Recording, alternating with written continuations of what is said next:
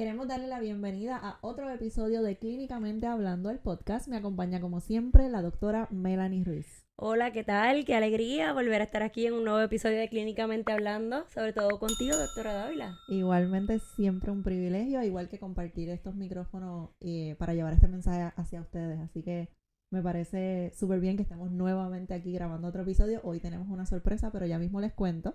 Comenzamos repasando las redes sociales como siempre. Clínicamente Hablando en Instagram o en Facebook. Doctora Melanie Ruiz, Melanie con Y en Instagram o en Facebook, o doctora Tainari Dávila. Hoy tenemos una invitada de lujo. Nos acompaña nada más y nada menos que la doctora Débora Vera. ¡Aplausos! ¡Wow! Gracias por estar aquí. Bienvenida. No, gracias a ustedes por la invitación. Para mí es un honor estar en este podcast puertorriqueño de unas colegas a quien aprecio mucho, así que bien contenta de estar con ustedes. Oficialmente eres nuestra primera invitada. ¡Ay! Se Así me pone que presión. Estás estrenando ese micrófono. ¡Ay, Dios mío! Qué bueno que estás aquí. No, y gracias por la invitación. Bien contenta de estar aquí hablando de temas de salud mental. Sin duda. La doctora Melanie Ruiz nos va a contar un poquito más sobre ti para que las personas que no te conocen puedan conocerte. Sí, antes de comenzar esta conversación de la cual estamos orgullosas y súper contentas de tenerla. La doctora Débora Vera es psicóloga clínica, egresada del programa SAIDI del Albizu. Entre sus formaciones se encuentra el trabajo clínico con víctimas de violencia doméstica y abuso sexual, entre otras poblaciones. Actualmente tiene práctica privada en Guaynabo. También es directora de manejo de casos de la organización Rehaciendo Comunidades con Esperanza. También es una de las fundadoras del Repaso para la Rivalidad de Puerto Rico. Adicional, todos los jueves tiene un segmento de salud mental en Noti1 junto al doctor Fumero, psiquiatra. ¿De dónde sale Hizo tanto bien tiempo? Hizo bien el estudio. Les dije que era una invitada de lujo. Oye, ¿y de dónde sale tanto tiempo? Ay, pues yo creo que ahí estuviésemos muchos episodios de podcast, pero yo creo que la profesión, fíjate, la profesión de la psicología, y ustedes lo hablaron, yo las escucho y les doy promo, me encanta. La profesión permite tener diferentes facetas, y yo creo que por lo menos parte de mis intereses era no estar en una cosa nada más. El tiempo, pues, tendríamos que... podemos hablar de eso en terapia. Pero se intenta. Oye, y qué bueno que dices eso, porque básicamente uno de los mensajes que creo que lleva esta presentación es que tenemos una profesión que nos abre muchas puertas. Claro. Estoy completamente de acuerdo. Así que para las personas que están pensando estudiar o que son estudiantes, quizás esto también les sirve de ejemplo de lo que pudieran también hacer. Así que por esa línea, son cosas que parecería a simple vista que son diferentes. Es decir, radio, Rehaciendo Comunidades, la clínica. Sí, cuéntame, ¿qué tal con esos roles? Pues mira, en efecto, son similares, tienen muchas similitudes, tienen también diferencias, pero yo creo que yo estaba tratando de buscar un balance en lo que son mis pasiones. Yo creo que lo más que, por lo menos a mí, siempre me ha caracterizado es educar. Y yo dije, yo tengo que buscar un balance que me ayude a educar. La radio surgió, yo creo que eso fue un favor que pasó un día y ahí surgió la situación, pero tienen muchas similitudes, comparten lo que es la educación, supervisión, áreas clínicas, obviamente la práctica privada pues es súper distinta, pero yo creo que tienen muchas similitudes y diferencias porque tienen contextos distintos también.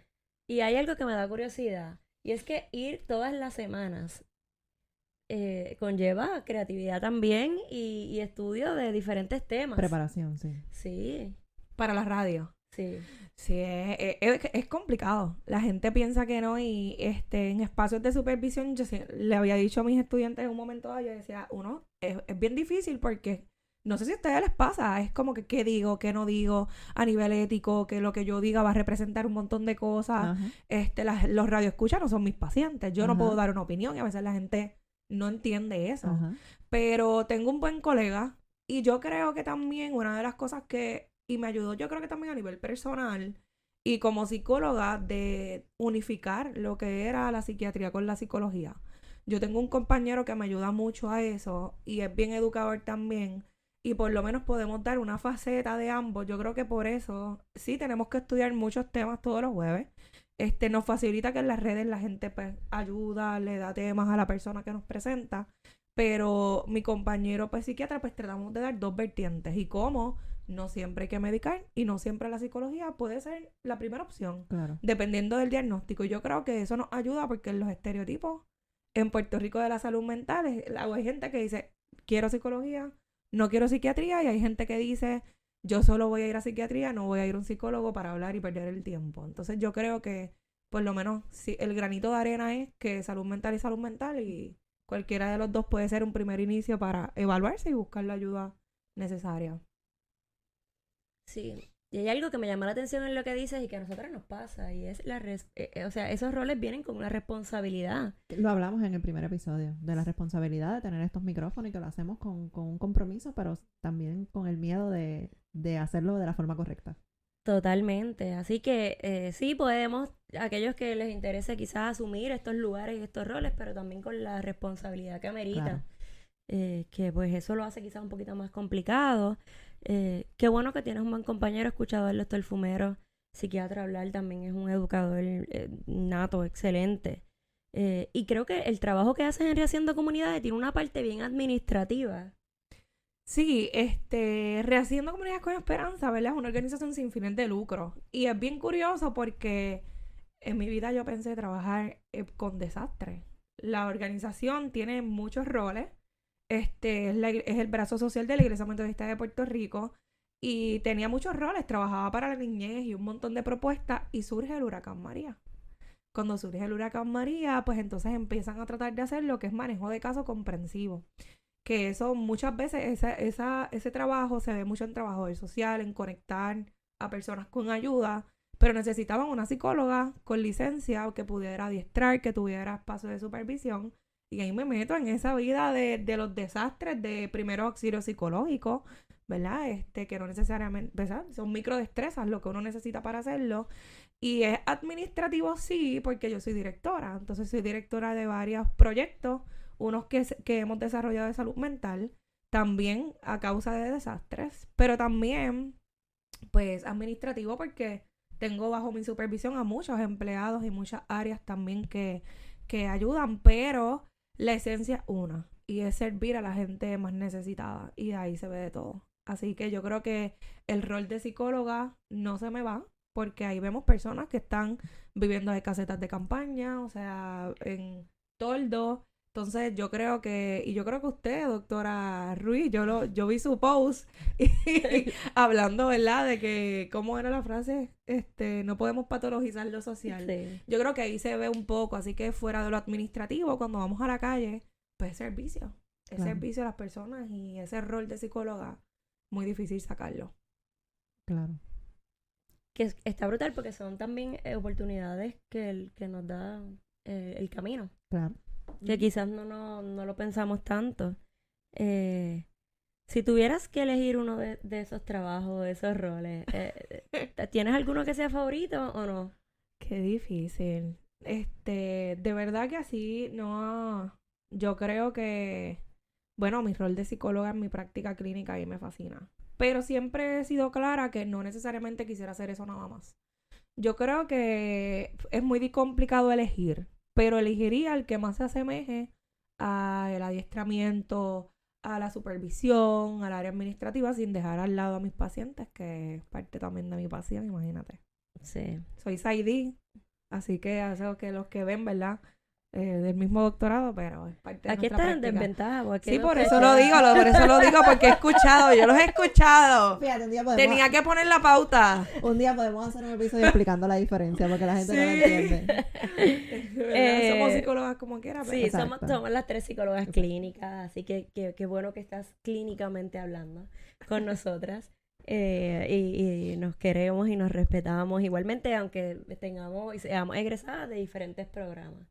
Así que eso es lo importante. Exactamente. no entremos en ese tema. No, hoy no. Oye, pero hablando de la clínica, una de las formaciones que has tenido y de la experiencia ha sido con la población de víctimas de violencia doméstica o de violencia de género.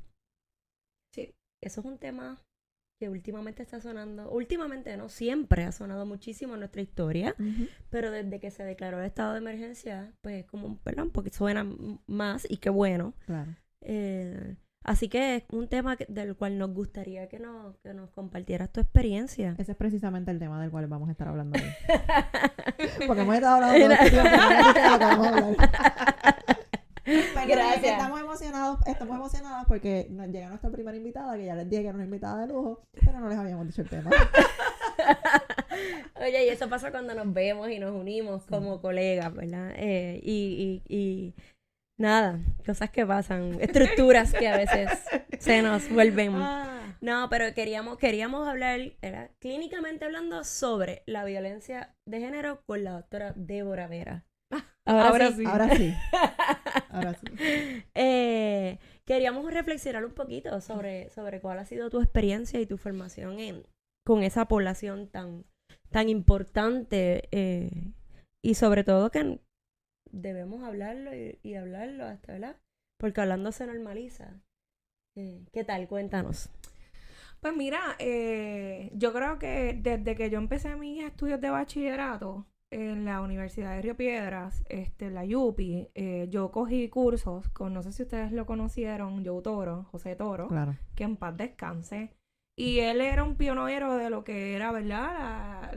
Lo que era la desigualdad de poder, la desigualdad de género, las luchas por una igualdad, ¿verdad? A nivel de otros temas en específico. Y me acuerdo que en un curso yo tuve que hacer comparaciones de investigaciones de violencia de género con comunidades, pues, de homosexuales. Y yo le decía, no puede ser esto así, ¿cómo es esto? Yo no lo comprendía bien. Ahí entonces empiezo en la Universidad Carlos Albizu, que esto chisme para todo. O sea, yo la veía a ella por los pasillos de la UPI porque ella pertenecía, yo digo ella, Tainaris Dávila, la doctora Tainaris Dávila, pertenecía al programa de violencia doméstica, así que ella era mayor que yo, así que cuando yo entré ya estaba. Así que yo veía que hablaban de violencia doméstica y yo me uno al programa de violencia doméstica, pero ya la doctora Tainaris Dávila, yo creo que tú estabas en la tesis casi. ¿En qué año entraste? Que fue de violencia doméstica. Yo me Sí, acuerdo mi tesis que fue de exacto. Yo siempre estuve en el programa de violencia doméstica Sí. y después hice mi disertación en violencia doméstica también. Pues ahí yo dije, yo era parte de conocer la complejidad. Yo decía, es que yo no entiendo el por qué es tan complejo que la gente lo pueda entender y entender Exactamente. el contexto, porque una de las cosas que yo he aprendido con los años de la experiencia trabajando con esta población es que es de las más juzgadas. Estoy de acuerdo. Porque esto es como la sustancia. Tú lo quisiste hacer. Tú estás ahí porque te gusta. Exacto. Y parte de hablar sobre esto y en la experiencia, muchas veces me he dedicado no necesariamente a hablar de violencia doméstica porque la gente, pues, sabe diferenciar violencia física, violencia emocional, pero el por qué la gente se queda. ¿Por qué es tan complicado para alguien decir, pero si te parten la cara? ¿Por qué tú estás ahí? O sea, no entiendo. Tú quieres, te gusta. Y yo creo que en el rol de educadora, pues me quedé en el programa. Ahí entonces hice internado, APA, de violencia doméstica en la clínica del Albizu. Hice mi disertación en eso. Certifiqué sobre eso. Y entonces dije, no, pues aquí yo tuve un enganche. Y yo creo de ahí surge el interés y no he parado. Pero ahora mismo no es la única población que atiendes. No es la única población que atiendo, ¿verdad? Atiendo parejas, atiendo de todo tipo de diagnósticos. Pero obviamente tienes esa preparación. Pero tengo esa preparación y de trauma. Y si me llegan casos, pues muchas veces pues en la radio me conocen por eso. Y ahí entran más. Exacto, que es una fortaleza. Es pero una no es lo único que fortaleza. Exactamente. Pero yo creo que la violencia de género, yo le digo como una epidemia enmascarada. Es como, tú vas por la calle y tú no sabes quién es el agresor o agresora o víctima. Y yo creo... Y a veces la misma víctima no sabe que está siendo víctima. Claro que no, pues claro que no. Y es bien curioso porque cuando llegan pacientes a terapia, que yo veo el ciclo y lo veo, pero quizás en la experiencia yo digo, ay, Dios mío. y traigo un poco de parafrasear, no hay ni por la equivocación de que eso pueda pasar. Y yo creo que es complicado. Cuando una persona no lo comprende reconoce, o no lo ¿no? reconoce, pues empezar a educar sobre eso. ¿Y por qué le digo que es enmascarado? Porque yo creo que ha trascendido. O sea, desde que las personas piensan que es solo hacia la mujer, cuando yo tengo muchos pacientes que son hombres Ujú. abusados, el rol que conlleva ser abusado siendo hombre, Ajá. la masculinidad, Ujú. la autoestima de la mujer, cómo la mujer se ve, y yo creo que es algo que yo estoy clara de algo que yo no voy a dejar de hacer en mi vida, y es luchar por el mayor conocimiento sobre esto para que podamos retroceder y parar y decir, espérate, porque esto es para un alza, Ujú. para paralizar el país. Y pues es un tema que me gusta, me apasiona, me paso haciendo diferentes cosas y de ahí surge mi interés. Te acompaño en esa lucha. Lo sé. Oye, lo yo estoy sé. hoy en desventaja porque estoy con 2 internas egresadas, que fueron internas de violencia doméstica egresadas del programa. Vinimos de verde, no fue planificado. No fue planificado.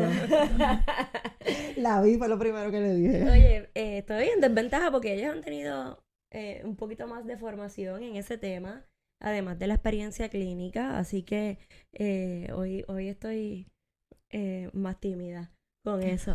No, pero qué bueno que lo mencionan, porque cuando yo les escucho, yo digo, wow, porque de la misma manera en que a lo mejor nosotros en unos niveles de nuestra formación académica, a nivel de bachillerato, por ejemplo, nos interesábamos porque no conocíamos o porque como que nos parecía raro el por qué alguien entraba o se quedaba en esas dinámicas de violencia.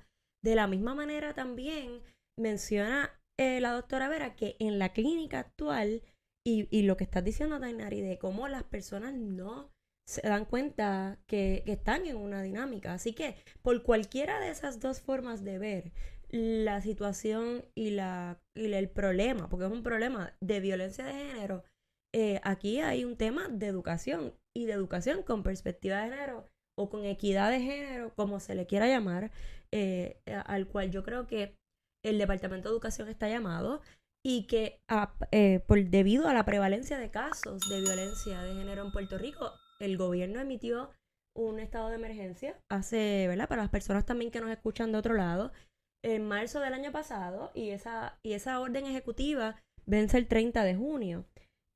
Lo interesante de eso ha sido que a pesar de que se han creado comités que precisamente se llama PARE y se han establecido unas metas del gobierno estatal para tratar de disminuir la prevalencia de los casos de violencia doméstica o de género, la verdad es que no ha sido así, al contrario.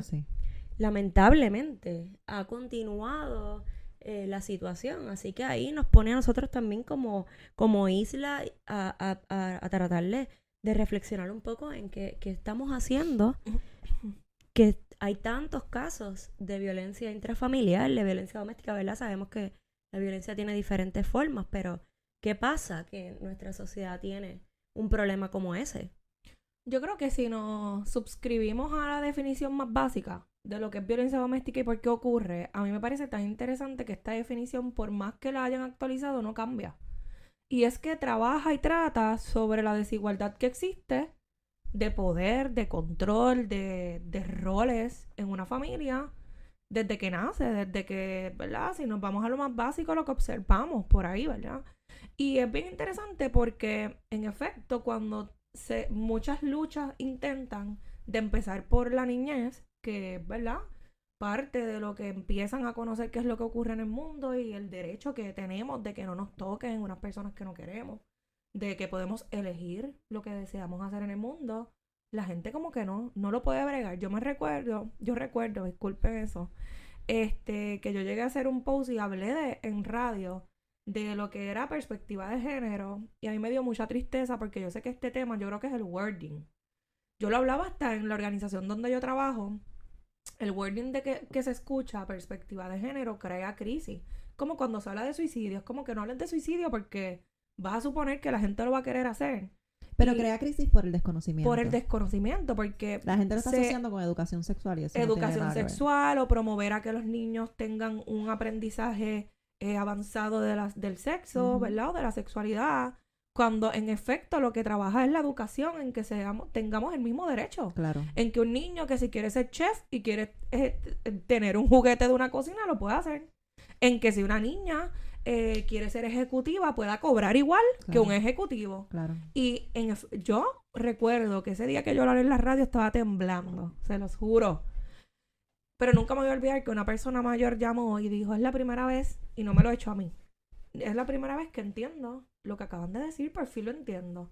Y si me voy a la definición más básica de violencia doméstica, el conocer que todos tenemos el derecho, el conocer que todos tenemos valor, el conocer que yo por ser mujer, mi rol no tiene que ser casarme, tener un hijo, cocinar, Y hacer lo que mi y esposo hacer diga. lo que mi esposo diga, Ujú, no me hace menos o más. ujú, Yo creo que podemos romper muchos esquemas, ujú, pero mezclamos muchos temas a la vez. ujú. Mezclamos muchos temas Por a la falta vez de educación. por falta de educación y eso hace que una y otra vez una adolescente me puede decir es que si yo no soy mamá, no tengo valor como mujer. Ajá, o si no tengo... O si Exacto. no me caso. Ajá.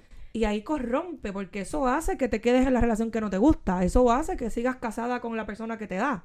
Eso hace que tengas un hijo pensando que eso va a hacer que tu relación funcione. Exacto. Y entonces, algo tan básico como poder tener el derecho de elegir y de ser igual A la dignidad. a la dignidad humana es lo que dice la definición básica que ejerce el patrón de desigualdad, de fuerza, en el que otra persona siente que tiene el derecho de decidir por la otra. Ujú. Y máxime, hay muchas personas que dicen yo hubiese preferido que me metieran en la cara, porque la manipulación y la violencia emocional es peor, porque Sí. ya yo me lo creo. Sí, a mí también me lo han dicho. Y es yo creo que fuerte. eso es más fuerte. Sí. Sí. Y está brutal porque entonces si la violencia tiene, ese tipo de violencia, su origen en la desigualdad de género, que es lo que están diciendo, en el abuso de poder y en la existencia de normas dañinas en nuestra sociedad, yo creo que eso es razón suficiente entonces para justificar una educación con equidad de género, donde un niño no le quepa en la cabeza pensar que es mejor que una niña o es que eventualmente va a ser un adolescente varón que va a pensar que tiene poder sobre su pareja o, ¿verdad? Y así sucesivamente. Así que cuando mencionaste esquema, pensé eso, ¿en qué momento crecimos como con ese chip o con esa idea? Pero es que vámonos a lo básico. Los nenes no lloran. Ujú. ¿Quién ha dicho, quién puede tener el derecho de decir que un ser humano en su especie humana no tiene el derecho a experimentar emociones cuando eso es algo físico? E igual lo hablamos en el episodio de suicidio. Los hombres no lloran, pero se suicidan más que las mujeres. Total. Entonces, tenemos que ver eso. Ah, y ni hablar de la violencia. El hombre que llega en muchas ocasiones a decir, mi esposa Mi o mujer. mi mujer me está maltratando, pero porque supone una superioridad que corrompe por completo y que va a hacer que la violencia siga, Ujú. porque no lo van a hablar. Yo no lo hablaría. ¿Ustedes lo hablarían? Yo no lo hablaría. Pues si lo que voy a recibir es juicio, pues yo no lo voy a decir, yo mejor sigo con la persona. Y ni hablar de lo que es las consecuencias de estar en una relación así. Te aíslas, no tienes amistades igual, las personas se cansan, a muchas parejas te aísla también de trabajo, así que te dejan, no trabajas. Para hacerte Entonces, dependiente. para hacerte dependiente porque es parte de la dinámica, claro, justificando que es amor y que te estoy cuidando. Ujú. Pues claro que no voy a salir si lo que tengo es juicio y cero apoyo, no tengo trabajo. Pero nuestra propuesta siempre es de un cambio de opinión, y yo creo que todas las personas que nos están escuchando, por algo nos están escuchando. Así que usted tiene un celular inteligente con el que no solamente se puede jugar o se puede entrar a las redes sociales. Si usted, por ejemplo, hay una discusión sobre perspectiva de género y usted no lo entiende, busque usted. No confíe ni en el experto que usted está escuchando. Busque usted información y confirme que ese experto que usted ha estado escuchando por varios tiempos o el que sigue en las redes sociales le está diciendo lo correcto. Porque puede ser algo tan sencillo como que la maestra de matemáticas en los cuentos que te hacen el examen te escriba el secretario en vez de la secretaria. Eso es perspectiva de género. La maestra y el maestro. Y a otras posiciones en las que se ve que son de mujer o de hombre. La ama de casa. Porque no puede ser un hombre el que se queda en la casa. El mantenido. El hombre que lleva a sus hijos a la escuela y cocina y frega, no, es abusado. Te están cogiendo de pisuacos y por ahí corrompe por todo. O sea, ¿quién ha dicho que eso tiene... O sea, ¿quién ha dicho o quién tiene el derecho de decidir sobre eso? Y ¿sabes qué es lo mejor de todo? Que tenemos el poder. Podemos hacerlo. Lo podemos hacer. Lo podemos hacer. El cambio se da a una persona a la vez, así que lo Se podemos da. hacer. Desde la persona que decide tener un hijo o criar o educar, tenemos la posibilidad de, ¿verdad? Y yo espero que hoy no estemos perdiendo el tiempo y que no se hayan desconectado, que se hayan conectado. Usted No, tiene yo el estoy segura que tiempo. no están ahí. Son fieles a nosotros. Usted siga diciendo y si no lo entiende, perfecto, haga la pregunta. Claro. Eso no es problema, pero justificar la violencia por nuestras creencias que lo que hacen, no nos damos cuenta, mi gente. Pero en su mismo comentario, usted está abusando. Usted está haciendo microdestrezas, que son esas agresiones que son disimuladas, pero te agredí por completo, pero no te lo digo de frente. Y le pichamos al asunto. Podemos hacer un cambio total. Pero hay que conocer sobre el ciclo, hay que conocer sobre lo que es violencia doméstica y hay que romper esquemas. De acuerdo. Y hablando de eso, mencionaste algo que me pareció interesante y es cómo nosotros podemos identificar si nosotros mismos o si otra persona que es cercana a nosotros está dentro de una relación que pudiera ser una relación desigual o de violencia. Y mencionaste algunas cosas que me como que quisiera, ¿verdad? Repetir para que si ustedes conocen a alguna persona o si ustedes mismos también lo han experimentado, pues, y se identifican, pues a lo mejor puedan buscar ayuda, ¿verdad? Para trabajar con eso y quizás pues a largo plazo hacer un cambio. Sobre todo porque la violencia en todas sus formas termina siendo tristemente a veces la causa de muerte de muchas personas, particularmente de muchas mujeres, ¿verdad? Así que mencionaste el aislamiento, que a mí me parece que eso es importante. En las relaciones de pareja que hay violencia se tiende a aislar de la familia, de los amigos, ¿verdad? De la gente que pudiera ser recurso de apoyo de esa persona. E inicialmente es con buena intención, una supuesta buena intención, para que te quedes en la casa, para que tengas más tiempo, para que cuides los nenes. O porque a lo mejor esa gente no es una buena influencia para ti. Ajá. Entre otras cosas. Hablaron también de la parte económica, que se usa para controlar también. Yo creo que esa es la parte más importante que todo el mundo se tiene que llevar hoy, y es los diferentes tipos de violencia, porque a veces pensamos en violencia y pensamos solamente en el golpe, y yo puedo ser muy violenta sin levantar ni una mano. Solamente con la mirada. Recuérdense de sus papás, mi mamá me miraba y yo no tenía que hacer más nada. Así que solamente con una mirada había control sobre mi conducta cuando yo era menor. Y hay maltrato físico, que ese es el más obvio, maltrato emocional, que es el que hablaba la doctora ahorita, que tiene repercusiones muy fuertes a nivel del trauma, más allá del físico, dicho por las mismas víctimas y sobrevivientes. El maltrato económico y el maltrato sexual. No pensemos que porque estamos casados con una persona no es abuso sexual. Busca la ley 54. Sí, y hablando de esa dinámica de abuso sexual dentro de una relación de pareja, ¿verdad? Hablamos también de el consentimiento como clave en cuanto a esas dinámicas. Y cuando hablamos de la parte económica también de cómo yo restringo de alguna forma tu capacidad económica es que es una forma fácil de control. Porque entonces tienes que pedirme dinero o yo soy quien lleva el presupuesto y yo no te... ¿Para qué te vas a comprar eso? Pero en realidad soy yo la que estoy controlando ese dinero, si digo yo, si fuera yo la agresora. Así que eso es una de las formas de control que más vemos. Con la excusa de no trabajes para que te quedes en casa cuidando a los nenes, para que puedas estar tranquila, pero en realidad es para controlarte. Porque donde hay violencia doméstica son dinámicas de poder y control, y el poder hay desigualdad. Por eso es que nuestros chistes no son graciosos, yo no me río, y lo que nosotros decimos es bien importante porque sin querer estamos perpetuando esa violencia. Que era lo que decía ahorita la doctora Vera de las microagresiones. Exacto. Y para quien no sabe, ¿verdad? Las microagresiones son este tipo de agresión que muchas veces se intenta como disminuir con un chiste o tratar de hacerlo escondido. Por ejemplo, a mí constantemente, pueden preguntarme, adiós, qué lindo se te ve el pelo hoy, ¿te peinaste? Y es como que, pues mira, pues no sabía que no me peinaba todos los días. No, si fuera por eso yo O- estoy perdida, porque a mí yo no me peino ¿verdad? O mucho, muy o, seguidamente. ay, por fin dices algo correcto. Ajá. Y yo creo que hay muchos ejemplos, ¿verdad? Sí, y también tienden a veces también a ridiculizar Ajá. a la parte, ¿verdad? A la otra parte. Ujú. Pero una de las cosas importantes, porque también es clave, y me ha pasado cuando hablo sobre esto, es que mucha gente no sabe diferenciar lo que la doctora dijo del patrón, de lo que define un proceso de violencia. Muchas personas me dicen, pues yo estoy en abuso, yo estoy en violencia y discuto con mi pareja. Es bien interesante que podamos diferenciar que la violencia se puede dar en todos los contextos, no solo en pareja. Ocurre en relaciones familiares, se da mucho en relaciones, ¿verdad?, de laborales. Y una de las cosas esenciales es distinguir que realmente hay un proceso de violencia versus conductas que son inadecuadas, mal manejo emocional. ¿Y por qué yo digo esto?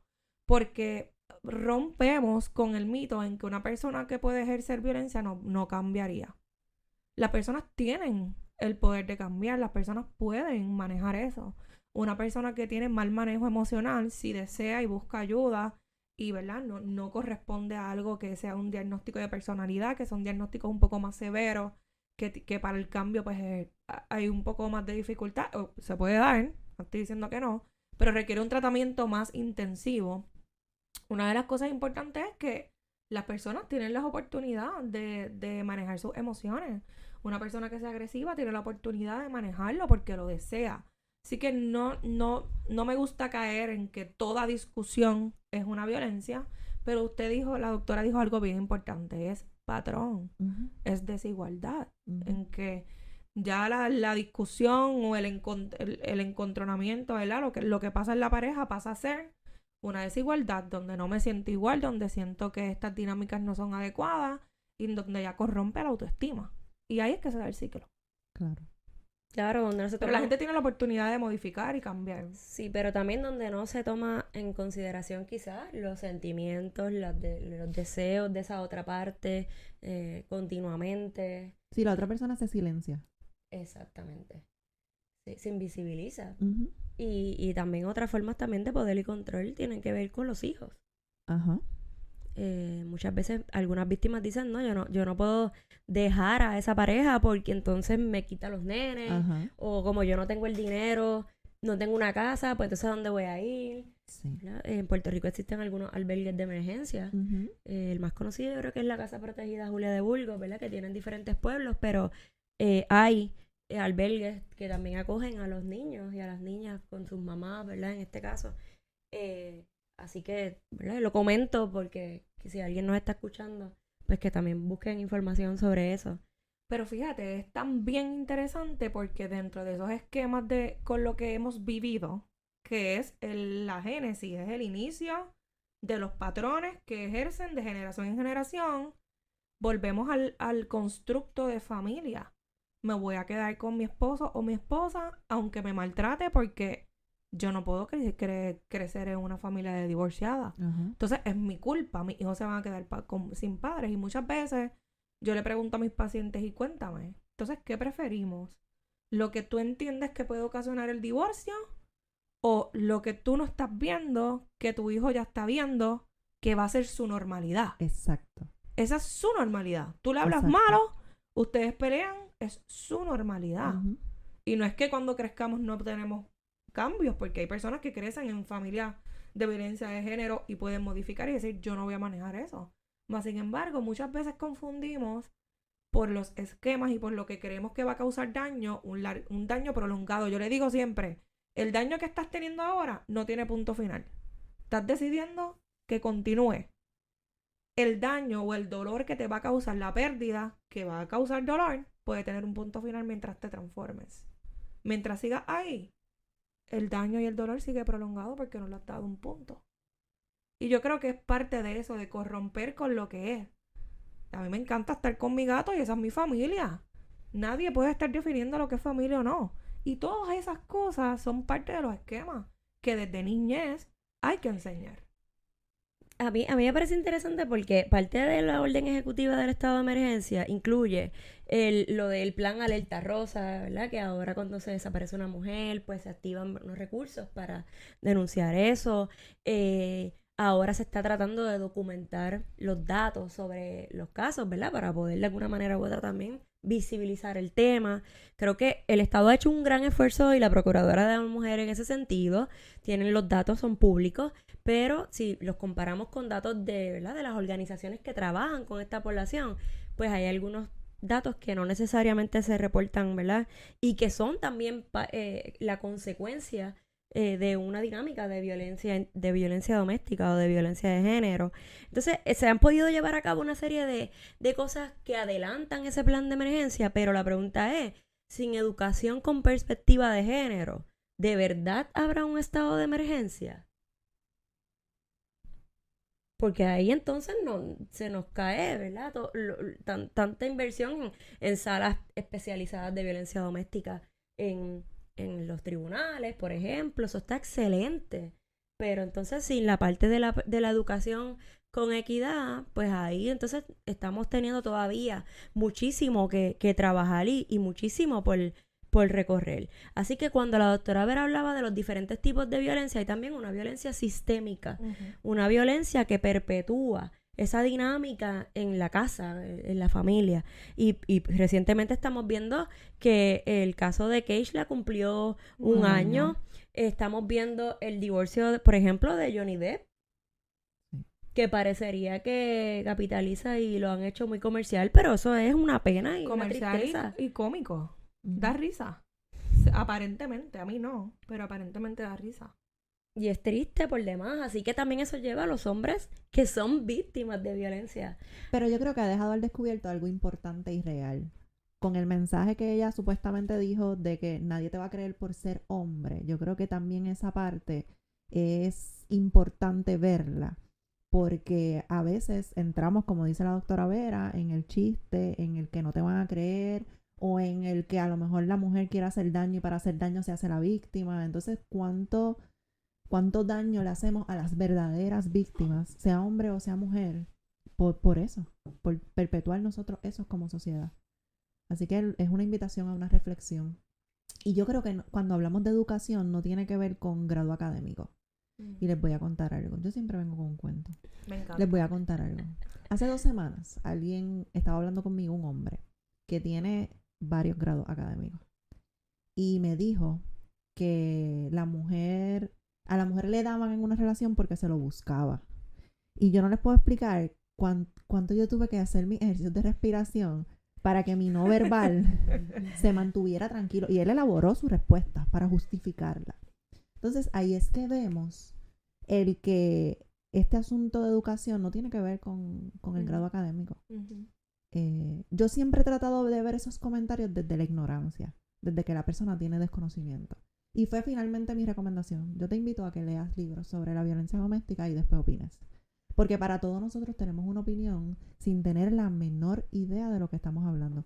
Y cuánto nos molesta que la gente opine de nosotros sin saber, pero opinamos sobre la vida de todo el mundo y opinamos sobre todos los temas sin tener la menor idea. Así que si usted nos está escuchando y a lo mejor se siente que sabe porque tiene un grado alto académico, quizás no sabe nada. Como empezó hablando la doctora que decía que estaba en desventaja. En realidad ella sabe. Total. Ella sabe. Total, sí.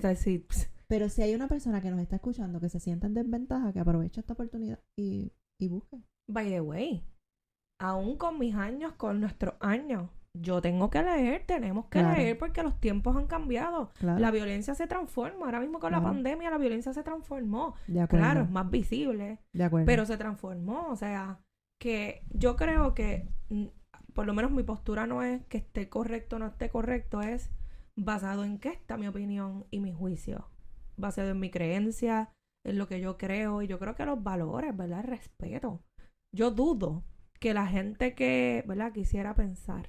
Este es mi pensamiento positivo del día. Que la gente que piense en que la mujer se lo buscó es porque acepte que le den.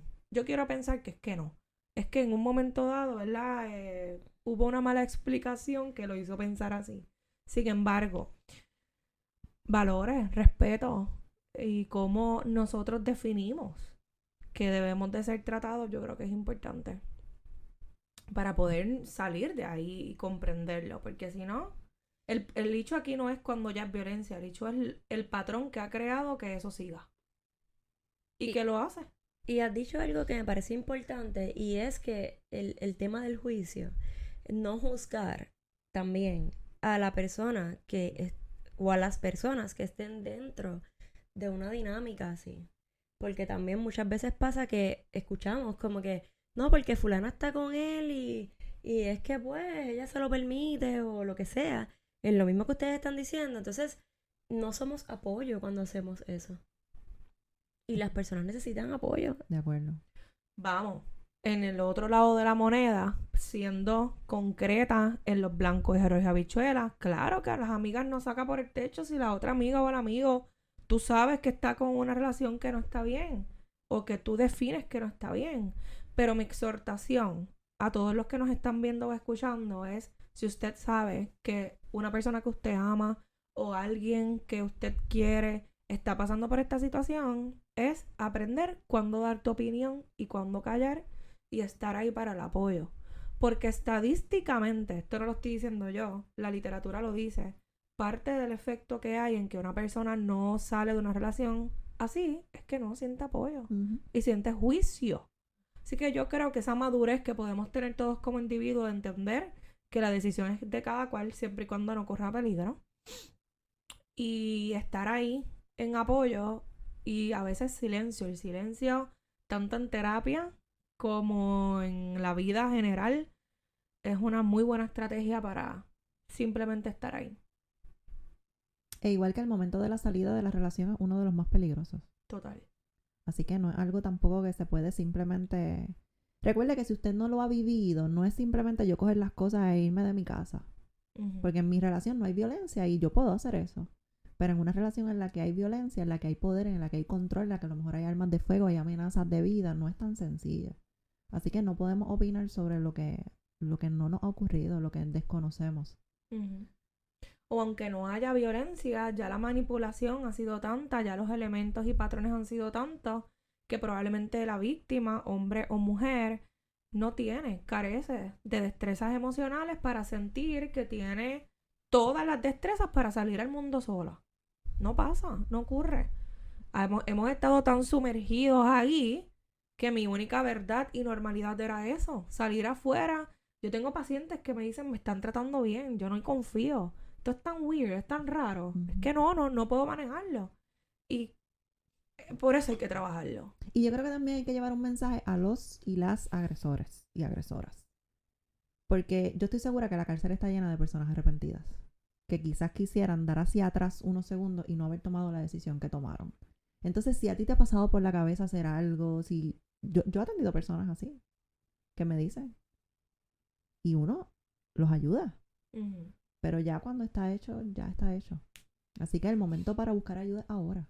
Ser honesto con uno mismo, tanto la víctima como el victimario, y buscar ayuda.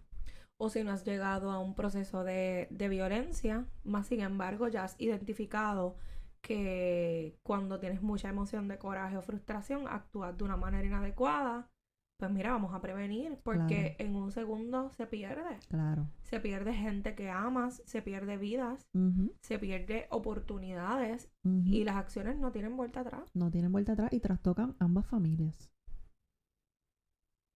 Hay servicios.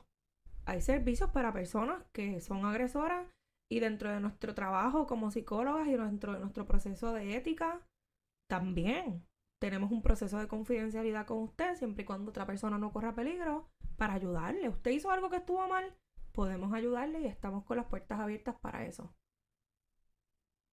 Y sobre todas las cosas, si usted tiene un hijo pequeño, que sea, ¿verdad? Particularmente en los varones pasa más, pero también puede pasar con las mujeres, enseñarle el respeto desde bien temprana en la niñez, yo creo que esa es la mejor forma de prevención y un gran reto en esta sociedad que tienen los padres también que están criando y las madres que están ahora enseñando a sus hijos sobre valores, respeto y a relacionarse con las demás personas. Y no es respeto a las nenas, es respeto a todas las personas. Ujú. Porque todos somos iguales. Ujú. Correcto. Nada, yo quise, ¿verdad? Hablar, entre otras cosas, de algunos proyectos que dan servicio a las víctimas. El proyecto Matria, por ejemplo, tiene una línea que es 24 horas y pueden quizás orientarle, ¿verdad? Ellos están en Caguas, pero igualmente conocen si hay algunas otras organizaciones en el área oeste o en el área sur. La línea de ellos, que es 24 horas, es el 787-489-0022 en Puerto Rico. Hay otras organizaciones también como Taller Salud que están haciendo un trabajo extraordinario y que dan servicios. Este tema es súper relevante, sobre todo porque en los primeros 2 meses del año 2022, y estos son los números de la Procuraduría de las Mujeres, que esos números son bastante reservados, ese número puede ser mucho más alto, han habido 894 incidentes de violencia de género en 2 meses. Que sean. Que se reportan. Sí, porque detrás de los que se reportan, como cuando hablamos de suicidio, cuando hablamos de otros temas, detrás de lo que se reporta, ¿cuántos no se reportan? Y probablemente se reportan con violencias más observables, físicas, sexuales, etcétera. Pero, como dijimos, si hay una violencia emocional y la persona no lo reconoce, ni siquiera lo va a identificar y no lo va a hablar. Y yo creo también que hay una responsabilidad con la prensa, porque a veces uno ve casos como este mismo de Johnny Depp y la esposa, la ex esposa, o en Puerto Rico ha habido unos casos recientes que han sido bien perseguidos por la prensa. Entonces, no sé, como que la imagen de la víctima se reproduce, están detrás de ella todo el tiempo. Entonces, otras mujeres pueden sentir el miedo de que si eso va a pasar conmigo, pues imagínate, yo no lo voy a hacer. Porque entonces estoy a la merced de las redes sociales, de todas las opiniones que pongan las personas.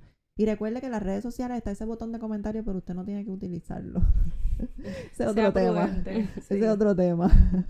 La gente no sabe el efecto que tiene eso. Sí. Y tiene mucho efecto efecto para tomar acción y para perpetuar más maltrato. Sí. Y la creencia de una persona que es víctima, sea hombre o mujer, es: no soy suficiente. Esta persona que me está maltratando tiene razón. Sí. Por lo tanto, en efecto, tiene razón. Sí. Y qué bueno que me están diciendo en los comentarios que soy esto. Es verdad. Y lo Ujú. valido. Y by the way, me quedo. No me Ujú. muevo de ahí. Ujú.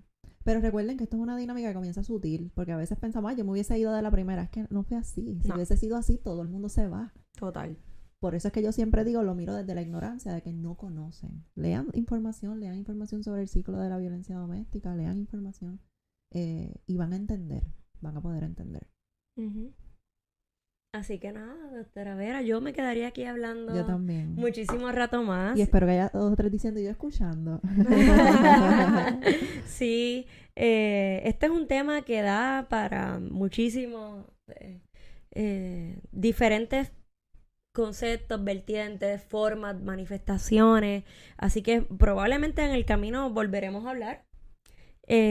Adicional, porque no solamente para hablar de violencia doméstica, también para lo que usted quiera, doctora Vera, porque las puertas de Clínicamente Hablando están abiertas para usted y también para nuestros colegas y nuestros amigos que tengan cosas que decir, que contar y que quieran hablar sobre estos temas relevantes. No nos equivocamos al momento de elegirla para que fuera la primera. Ay, gracias por la invitación y más a hablar y dar nuestro granito de arena. Y si por esto un hombre o una mujer dice, espérate, esto no está bien y tengo que trabajarlo, y nada más que nos escuchen, dar nuestra granito de arena. Así que gracias, me siento honrada de, miren, a los que vengan después ya yo lo estrené. Así que ¿Dónde gracias. pueden conseguirte? Pues mira, en las redes sociales, tanto Facebook como Instagram, doctora.Deborah Vera Rivera. Y citas 787-327-4555. Pega, 327-4555. Pero en las redes tratamos de hacer par de cositas, discutir par de cosas. Los otros meses me inventé una serie Scrub y empecé a discutir la serie Maid. Es una serie en Netflix, MAID, de violencia de género, así que si les interesa este tema, es una serie que pueden ver, anuncio no pagado. Pero bien contenta, así que por allá me pueden buscar. Gracias por estar en Clínicamente Hablando. Y a la doctora Ruiz, nos vemos en el próximo episodio. Nos pueden conseguir. Sí, las redes sociales. Nos pueden conseguir en Clínicamente Hablando. Doctora Melanie Ruiz, Melanie con Y, y doctora Tainari Dávila, las 3 en Instagram o en Facebook. Gracias por estar con nosotros, por escucharnos. Esperamos sus recomendaciones, sus reacciones. Agradecemos profundamente que nos hayan acompañado. Gracias. Hasta la próxima.